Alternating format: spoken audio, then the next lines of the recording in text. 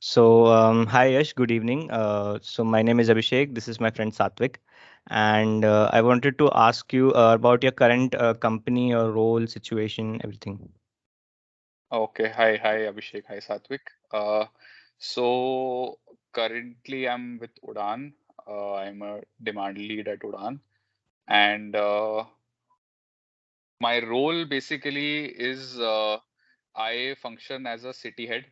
You can say it a city head. You can say it ASM kind of a role. Not exactly an ASM role, but basically what I do is I am the custodian of Udan's business in my territory, which is Chandigarh and Ludhiana. We take care of food and FMCG business.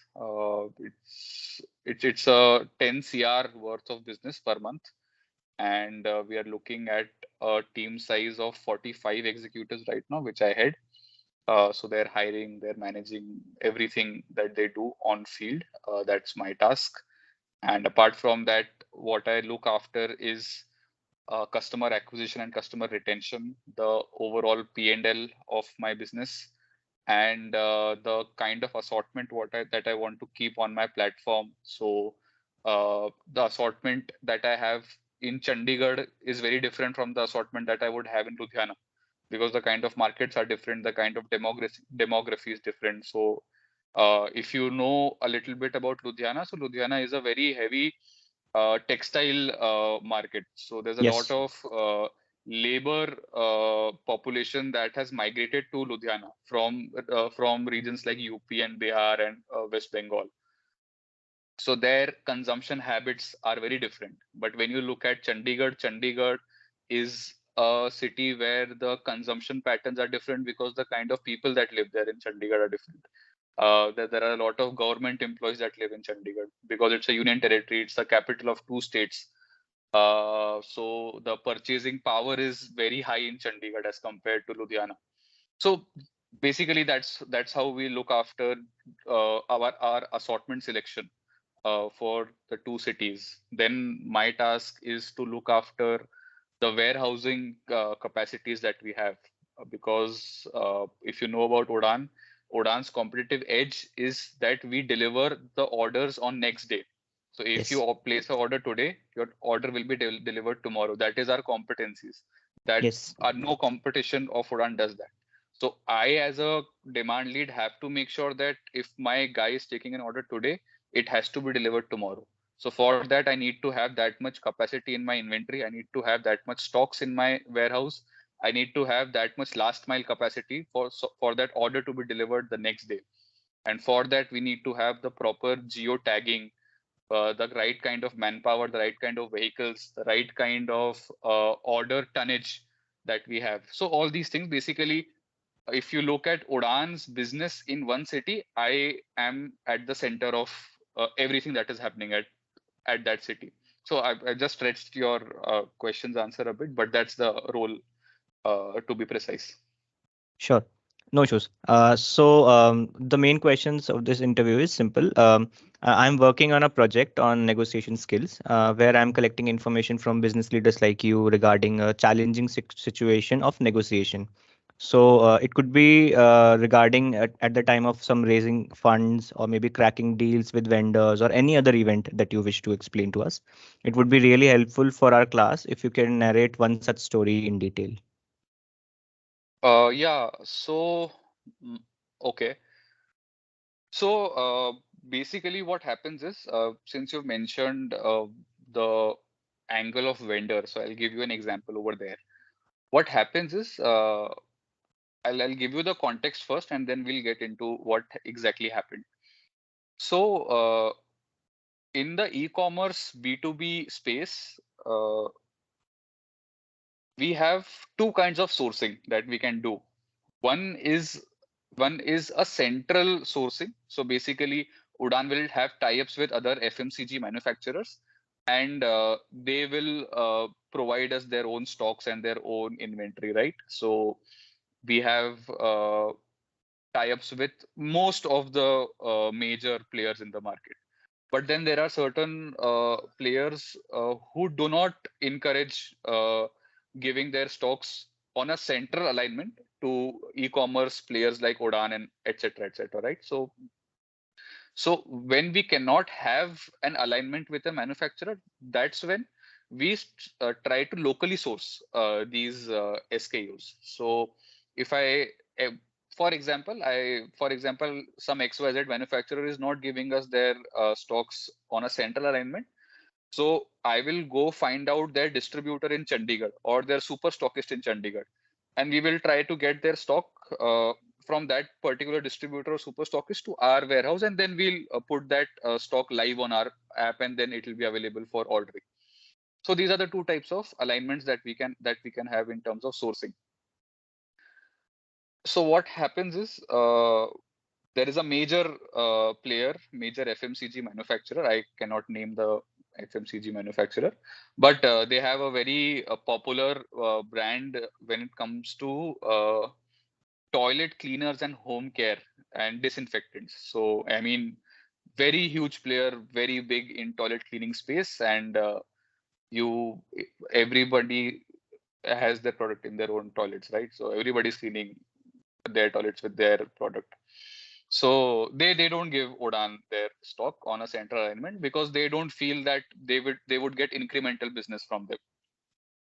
So what do I do next? Because that is some kind of a product that everybody needs, right? Malab, if you want to clean your toilet, you won't say I need a toilet cleaner. You would say that I need that particular product. So it's that, but it's almost a generic trademark. Okay. So if I don't have such products, or if I don't have that category on my platform, the retailer will not give me that much attention, or the retailer uh, will not use my app, right? Because what is the purpose of having an e-commerce app on your phone?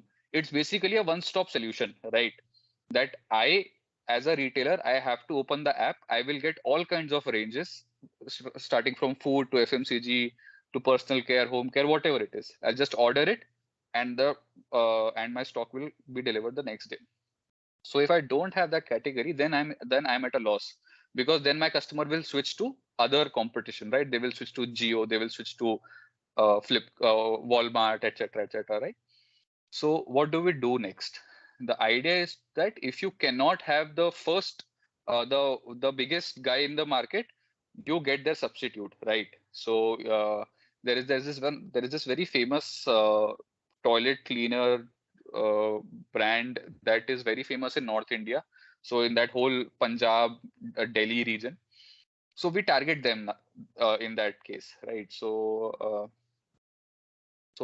now we approach them. This is I think this is in the month of August, September this happened. So we went to them. We said that, okay, first of all, we want to have your product on our platform, and we want to keep your product, and then we want to sell it through, and then we obviously tell what are the advantages of their product being on our platform, right? So that you can have a larger reach, and we have all these customers and all of that, and all so on and so forth.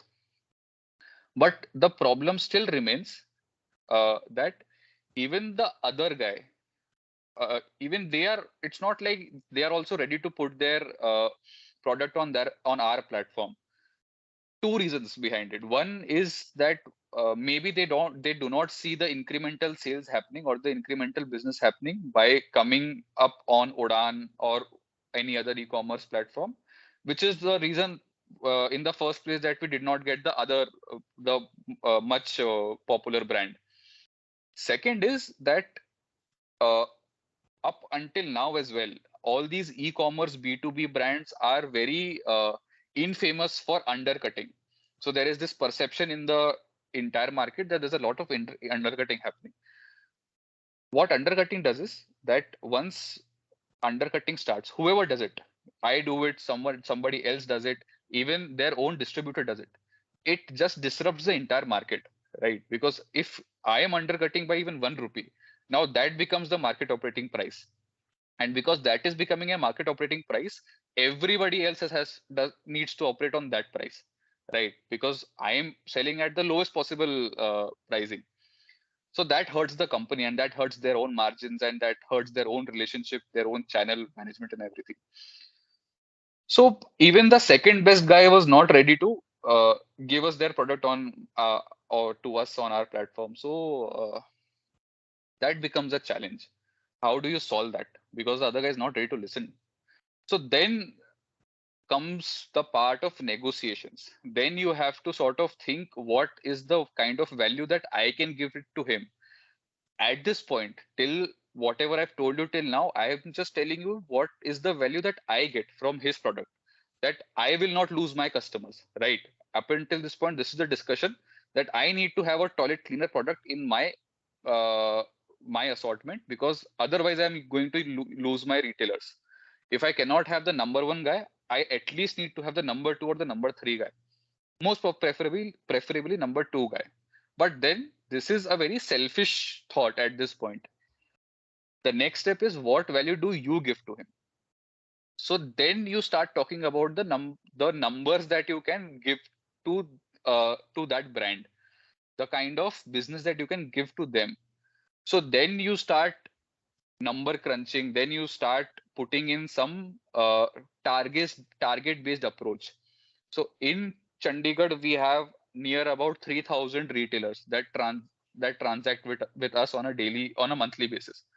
So, and these 3,000 customers are not just your big retailers or the retailers in the bigger markets or the commercial market, but these are also the retailers who are deep into the smaller localities or the localities which are very far-fetched, where a normal distributor doesn't reach. That is why they want us. That is why they want, because even for a proper distributor of FMCG companies, they also quite naturally want to serve the bigger retailers from where they get their business. But for us as a brand, we also target those small retail shops where the distributors are not able to reach, and where their distribution is a bit of a weaker point. So that is the kind of reach that Udaan has currently, because we've been in the market for that long, and because we have that much scale at the moment. So then we start talking about that business that these small retailers will have from us, and and the business that we can generate for that particular brand. But this does not stop here. Matlab, I cannot just go to the guy and just tell him, "Kya re, sir, I have this many customer, I'll do this for you." And he will say, "Kya re, achha, okay, okay, le lo." Doesn't happen that way. You then have to properly give him a plan that, okay, currently this is your business, this is our business. We will give you this much of sales, right? So I think what we had proposed was, we had our uh, our FMCG business in Chandigarh was at that time was of about 1.5 CR, out of which home care as a category was almost 30 lakhs. And out of that 30 lakhs, the toilet cleaning and disinfectant category was somewhere doing at around 5 to 6 lakhs. So we had given him a target that currently we're doing 5 to 6 lakhs of business from this category. If you come in and partner with us, your alone, the business of your own brand, we will target it at around 4 to 6 lakhs, right? So we are looking to double it. Why? Because you are the second best brand in the market.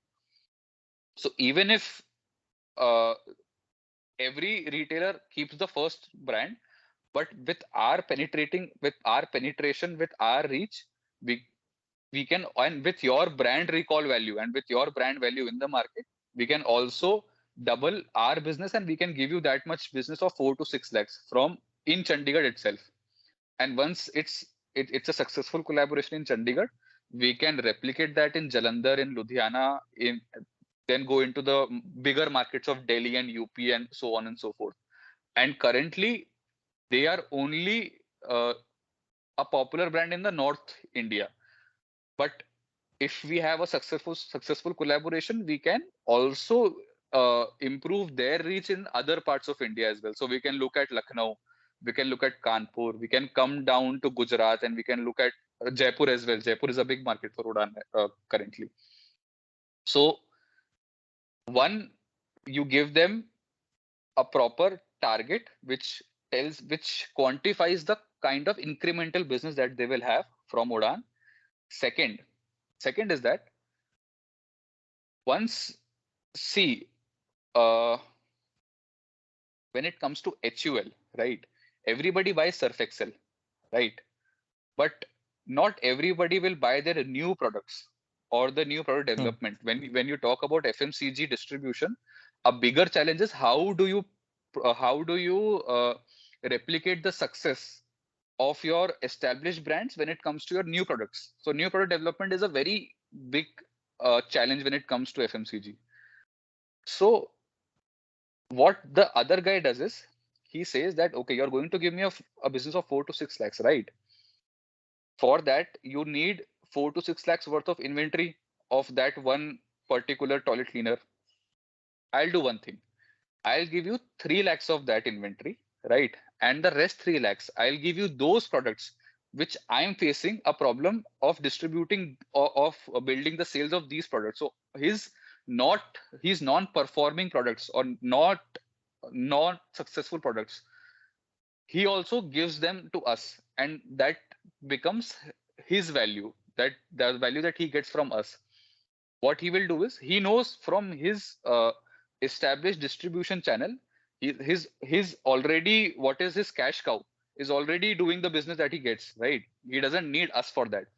Why he needs us? He needs us that from our distribution we will set up or we will build up his other brands that are not doing that well, right, which he wants to develop. So we've given him a number of 4 to 6 lakhs. For example, we've given him a number of 5 lakhs at this point, right? And I will want all that 5 lakhs of inventory of that one product that is successful of this guy or of this brand. He won't do that. He'll give me 2 to 2.5 lakhs of that one successful brand, and the other 2.5 lakhs would be the other brands that are not doing that well and that needs to be worked upon. So now what has happened? Up until this situation, Udaan has got 2.5 lakhs worth of toilet cleaner that I wanted in the brand of that brand, right? I've got the second best players uh, toilet cleaner. So at the moment, my assortment situation is sorted. But now I also have some some SKUs or some brands which I may not have needed that much, but now I have to sell it because of the Hmm. 2.5 lakhs worth of inventory that I wanted. Yes. So then comes the third step of negotiation. Now I will ask him for merchandising money. What I'll do is I'll tell him, we told him, ki, sir, no problems. We will work on your other brands as well. But then you need to give us some of the merchandising money because we need to work upon building your brand, building your distribution, because we will need to strategize some sort of go-to-market strategies, because we will have to incentivize our own sales executives. We will have to give some kind of discounts or some kind of schemes for the retailers as well. Because if it is not successful till now, that brand, we are not going to do some kind of magic and it will start selling like that. We will also have to brainstorm. We will also have to come up with some sort of incentives for our sales teams or our retailers or some wholesalers so that they buy your brand as well, right? So at this point there have been 3 stages of negotiation. One, where I wanted this guy's product. Second, where he wanted me to sell his non-performing brands. And third, where I have asked him for merchandising money for me to invest, for him to invest that money into me. And that money I will use in terms of some kind of GTM schemes. And then we will start establishing their brands. So then again, he comes up with the fourth level of negotiation. He says that, okay, I'll give you the merchandising money, no problems with that. But then you will sell 3 lakhs worth of my non-performing brands and 2 lakhs worth of the performing brand that is there, right? So that is how the negotiation takes up. So at the end of the whole, and this is not just one day's worth of discussion, this happens over 2 to 3 weeks. By the time we had finalized this, we had finalized a deal of Chandigarh alone, 5 lakhs of business from Chandigarh, where 2 lakhs is the successful brand. The other 3 lakhs of business will come from the non-successful or the emerging brands. I shouldn't say non-successful, the emerging brands. Uh, if we meet the target of selling 3 lakhs of the emerging brands, we will get the merchandising money, which was roughly about 50,000 to 60,000, so somewhere around 50, 60,000.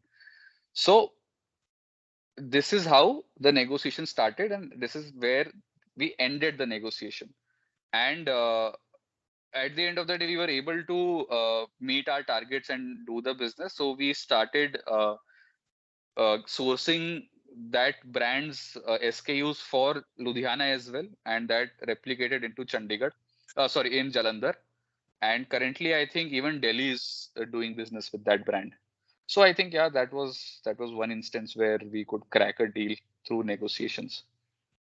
So after you actually made that deal, was the client happy to give you more business of their leading brand, the brand number one, which was there, the main toilet So cleaner that he was giving? so it does happen, but at the end of the day, even see, the thing is that now he knows that his emerging brands have also started doing well, or at least he's getting that numbers from that. So it happens in that proportion, as whatever proportion he was giving us the inventories in the first place, it still happens in that proportion. But now if you're doing a business of 5 lakhs, I think in the next 10 to 12 months it will become 10 lakhs, and from that 10 lakhs we will only get 5 lakhs worth of the toilet cleaner, and the other 5 lakhs would be those Okay. emerging brands. And Okay. eventually as he comes up with more newer brands, it'll come into our kitty that okay, now you sell this also, you sell this also, and from that we'll earn a lot of merchandising money, and that merchandising money helps me in my P&L, because now I Hmm. have extra money to spend on my GTM and extra money to incentivize my sales executives. So I save a lot on my cash revenues as well. So that adds to my P&L. So Hmm. basically the idea here is that every negotiation or every successful negotiation are the ones where both the parties are extracting almost equal value out of that deal. You cannot have one party or one player extracting more value or significantly more value. It can happen in a short term, but at the end it'll die down. It cannot be sustainable. So you'll have to understand how equitable the values that both the parties or multiple parties are getting it out of that particular negotiation. So that's what is important. So that is what is needs to be worked upon in any negotiation. Yeah. So basically, it has to be a win-win. You have to give him a some win, Yeah, right? yeah, absolutely, it has to be win-win, because if the moment one of the players in any negotiation, they see that I'm losing on something, the thing is that every market, every industry has a lot of competition, and everybody is running after getting to get, getting that value out of their vendors, their stakeholders, whoever it is, right? If I'm targeting the second best guy in the industry, 50 other competitions are also trying to get that guy. Because see, remember, if Udan has that one brand that is associated to them and Udan is getting that business, tomorrow Jio will also need that brand on their platform, because what is the opportunity cost? If I didn't have that brand, my customer would have gone to Jio. But today I have that brand. So Jio is losing that customer to me because of that one brand, right? I'm just giving a very simplistic example here. But then Jio knows that if I can get that brand on my platform, so I can easily get my customer back from Udan, right? I can poach my customers onto my platform. So Jio will come up with a better deal, right? Jio might say that okay, Udan gives you a business of 10 lakhs, we'll give a business of 20 lakhs, no issues, no, not a big deal, right? So that is how you have to ensure that the other guy is also extracting as much value that you are getting. the deal has to be a win-win situation at all costs, because it won't work out the other way around. Okay. So, were the shopkeepers happy to actually sell their brand number two because they actually wanted brand number one? The customers would ask for brand number one, but they would be selling brand number two. Was it a win So for shopkeepers? yes, absolutely. So this brand is actually uh, a low cost brand. So basically, what uh, the situation is that this brand caters to the lower middle income or the lower income groups, right? This is not for this brand doesn't have that target group of high end customers or higher middle income customers. Their target group is of that lower or lower middle income groups. So essentially, my retailer needs that brand, needs that SKU. It's not Hmm. that they only need that number one guy, because if Hmm. that would have happened, every retailer would only keep Surf Excel, but they also keep Tide, they also Hmm. keep Ariel, right? They keep hundreds of things, right? Nobody just keeps Dettol. Everybody keeps Savlon too. They will also Hmm. keep the number three disinfectant too, right? Every brand has a customer base. So that's why I told you that if I did not have the number two brand, I don't have the number one brand. That's okay. But even if I did not have the number two brand as well, I would lose out on the retailers altogether, right? So retailers needed that brand, and obviously they benefited from that, because from the merchandising income we could provide them some kind of incentive, some kind of schemes, and all of that also was happening. So yeah. Okay. So, just one last question. At some point of time, when you were negotiating, let's say you were saying let's say it went on for like 3 weeks or 4 weeks. So, at some point of time, did you feel that the discussion is getting very heated, very serious, and it has reached some point of time that, we might not have a very long relation because this relationship has to be very long in order to. At some point of time, did you feel that the negotiation is getting very heated? It should not be like that. It happens not during the time period of those 3-4 weeks. I think initially, to just get the other guy to get the other guy on the table with us, to start having a discussion, because in the initial phases there was a lot of skepticism from their end. अरे कि भाई उड़ान है या e commerce है, आप तो हमारा माल काट दोगे, आप तो अंडर कटिंग करोगे, आपको तो नहीं मिलेगा तो आप तो डिस्काउंट में बेच दोगे, हमारा मार्केट खराब हो जाएगा. Hmm. So first, it's very important to establish. It was very important for us to establish the trust in the other guy. That okay, they won't go into any sort of malpractices, because currently the industry at large has that kind of a reputation in the market. So yes, gaining that trust in the beginning was an issue. Once that was sorted, and for that, what we had to do was we had to set up meetings with other distributors.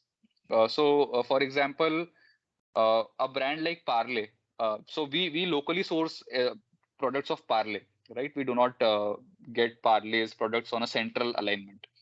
So we had to set up a discussion with the distributor of Parley, and that guy had good relations with the guy we were trying to get onboarded with us. Uh, Basically, he was a mutual friend or a mutual connection, sort of.